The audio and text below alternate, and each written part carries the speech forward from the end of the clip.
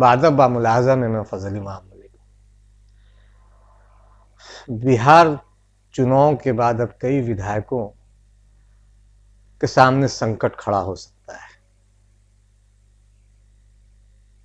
करीब 27 विधायकों के खिलाफ हाई कोर्ट में मुकदमा दर्ज हो गया है। ये वो विधायक हैं जो बहुत कम अंतर से जीतकर विधानसभा पहुंचे हैं। उनसे हारे हुए उम्मीदवारों ने उनके खिलाफ पटना हाई कोर्ट में मुकदमा दर्ज किया है और अब इसकी सुनवाई संभवतः 4 जनवरी, अगले साल 4 जनवरी के बाद शुरू होगी। तो बहुत सारे विधायकों की जान या सांस के हलक में अटक गई है, क्योंकि परेशानी तो होगी। बादब बामुलाजा में इससे बात करेंगे, लेकिन इससे पहले एक गुजारिश, एक निवेदन है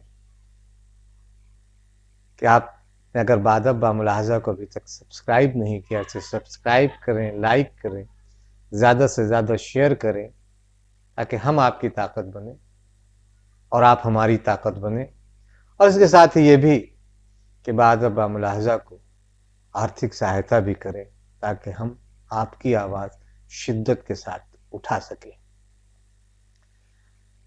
तो विधानसभा चुनाव में कम अंतर से जीते विधायकों की परेशानी बढ़ सकती है। हारे हुए उम्मीदवारों ने पटना हाई कोर्ट में मुकदमा किया।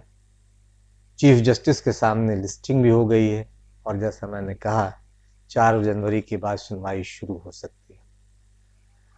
मुकदमा दर्ज करने वालों में राजद के उम्मीदवार भी हैं, कांग्रेस के भी हैं, जदयू के भी हैं, भाजपा के और निर्दलीय भी हैं। सबसे ज्यादा 8 राजद के विधायक हैं जिन्होंने मामला दर्ज किया है। इनमें एक मामला विधान परिषद का भी है। टिकारी के कांग्रेस उम्मीदवार सुमंत कुमार चुनाव हार गए थे। वहां उनका आरोप है कि रिटर्निंग अफसर ने पक्षपात किया, जीतने के बाद भी हारा हुआ घोषित कर दिया। जिन विधायकों की मुश्किलें बढ़ सकती हैं उनमें 9 जदयू के हैं, यानी जो अभी पार्टी सत्ता में है,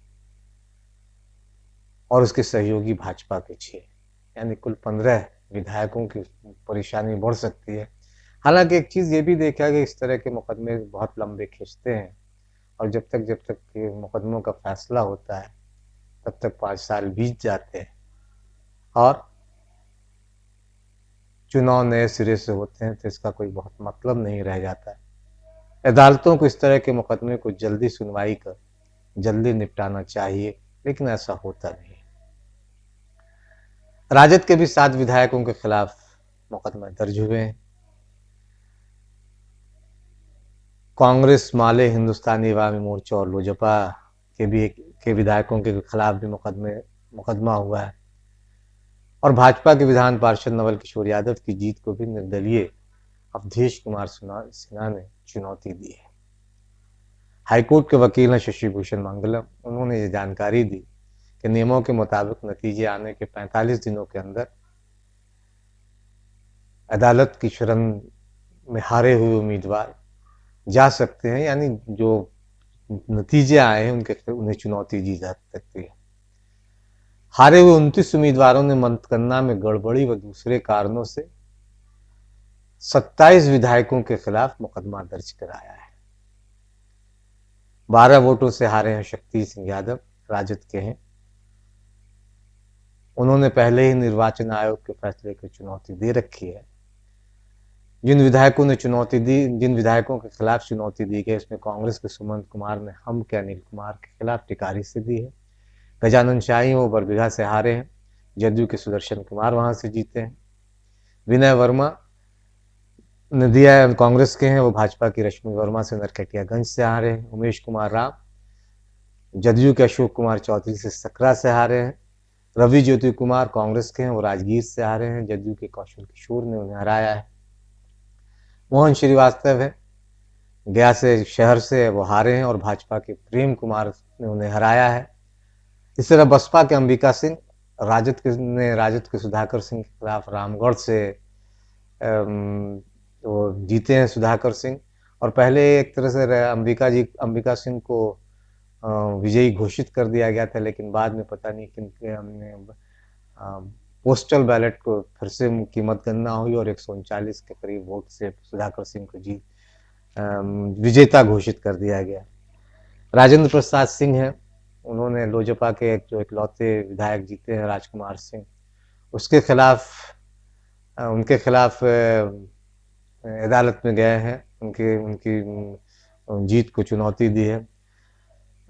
राजद का जब शक्ति यादव ने जदयू के प्रिय मुखिया के वो हिल्सा से हारे हैं शक्ति सिंह।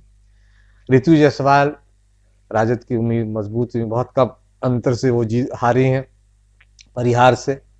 भाजपा की गायत्री देवी ने उन्हें हराया है।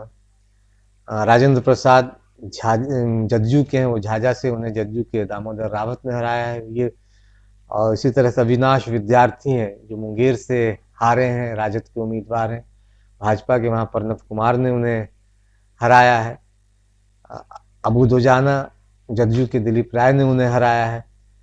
विपिन कुमार मंडल गोपालपुर से, उन्हें जदयू के गोपाल मंडल ने हराया है। बड़हरा से भाजपा के राघवेंद्र प्रताप सिंह ने जीते हैं, उन्होंने राजद के सरोज यादव को हराया है। सरोज यादव भी चले गए हैं अदालत में। और दिगंबर तिवारी जो आरजेडी के हैं, परबत्ता से हारे हैं, उन्होंने जदयू के संजीव कुमार के खिलाफ मुकदमा दर्ज किया है। भाजपा के मिथिलेश तिवारी पिछली बार वो विधायक थे, बैकुंठपुर से वो जीते थे। इस बार राजद के प्रेम शंकर प्रसाद वहां से जीते हैं, उनके खिलाफ अदालत चले गए हैं। केसरिया से राजद के मनोज यादव जीते हैं। यहाँ सचिंद्र प्रसाद सिंह ने, वो जो भाजपा के हैं, उन्होंने उनकी जीत को चुनौती दी है। जदयू के रंजू गीता, उन्होंने बाजपट्टी से वो चुनाव हार गई हैं। राजद के मुकेश यादव जीते हैं, उसको चुनौती दी है। श्याम बिहारी प्रसाद नरकटिया से चुनाव हार गए थे, वो जदयू के हैं, और राजद के शमीम अहमद ने उन्हें हराया है। उन्होंने श्याम बिहारी प्रसाद ने भी चुनौती दी है शमीम अहमद की जीत को। इस तरह से राजापकड़ से महेंद्र राम है, कांग्रेस के ये कांग्रेस की प्रतिमा कुमारी वहां से जीती हैं, और महेंद्र राम ने जो जदयू के हैं, उन्होंने उनकी इस जीत को यानी नतीजों को चुनौती दी है। इसी तरह निर्दलीय अनिल कुमार सिंह हैं, सुपौल से वो हारे हैं, उन्होंने जदयू के विजेंद्र प्रसाद यादव के खिलाफ मुकदमा दायर किया है कि उनकी जीत गलत तरीके से हुई है। अतरी से रविंद्र प्रसाद निर्दलीय हैं, उन्होंने राजद के अजय यादव की जीत को चुनौती दी है। बेनीपट्टी से ललितेश रंजन झा जो निर्दलीय चुनाव जब लड़ा था, उन्होंने भाजपा के विनोद नारायण झा की जीत को चुनौती दी है। बम शंकर चौधरी ने राजद के भूदेव चौधरी की उम्मीदवारी की जीत को चुनौती दी है। रहबर आबदीन ने माले के महानंद सिंह जो अरवल से जिन्होंने चुनाव लड़ा था, माले के वहाँ महानंद सिंह वहाँ से अरवल से चुनाव जीत गए थे, उसको चुनौती दी है रहबर आबदीन ने। तो अब देखना यह है कि अदालत इस पे क्या रुख अपनाता है। 4 जनवरी के बाद जब सुनवाई होगी तो बहुत सारे जो जीते हुए उम्मीदवार, उनके दिलों की धड़कन भी बढ़ेगी, सांसें अटकी ही रहेंगी। लेकिन यह है कि अदालत इस तरह के फैसलों को जिस तरह से रुख अपनाता है, वो अपने आप में सोचने वाली बात है कि अगर 5 साल लग जाते हैं इस तरह के जो मुकदमे किए जाते हैं किसी की जीत हार को लेके, उसमें अगर 5 साल लग जाते हैं और अगला चुनाव आ जाता है, तो फिर इस तरह के मुकदमे का कोई मतलब नहीं रहता है। हाँ, यह है कि अगर हारे हुए उम्मीदवार के पक्ष में फैसला आ जाता है तो मोरल विक्ट्री जरूर से कहा जाता है, लेकिन तब तक चुनाव आ जाते हैं और फिर इसका कोई मतलब नहीं रह जाता है। जाहिर है कि अदालतों को भी इस पे विचार करना चाहिए, चाहे वो हाई कोर्ट हो या सुप्रीम कोर्ट है, कि इस तरह के मामलों को जितनी जल्द निपटाया जा सके निपटा देना चाहिए, ताकि अगर कहीं गड़बड़ी हुई हो तो उन गड़बड़ियों का चुनाव आयोग भी देखे और अदालत के जरिए जो गड़बड़ियां पाई गई हैं उसका भी निपटारा हो सके। लेकिन ऐसा होता कम ही दिखा है, एक आध मामले हो तो अदालतों को सोचना चाहिए, अदालतों को इस पर बहुत गंभीरता से सोचना चाहिए कि इस तरह के मामले की अगर सुनवाई चल रही हो तो साल 6 महीने के अंदर अंदर अगर इसका निपटारा हो जाता है तो जाहिर है कि इसका फ़ायदा उन उम्मीदवारों को, उन प्रत्याशियों को मिलेगा जिन्होंने ये मुकदमे दायर किए हैं, जो 12-13 ये 100 वोटों से हारे हैं और जिन्हें प्रशासन, चुनाव आयोग या सरकार ने मिलकर चुनाव हरवाया हो। जाहिर है कि फिर तब चुनाव आयोग से लेकर प्रशासन और जिला प्रशासन और सरकार भी इस पर सचेत हो और भविष्य में इस तरह का खेल नहीं खेला जाएगा।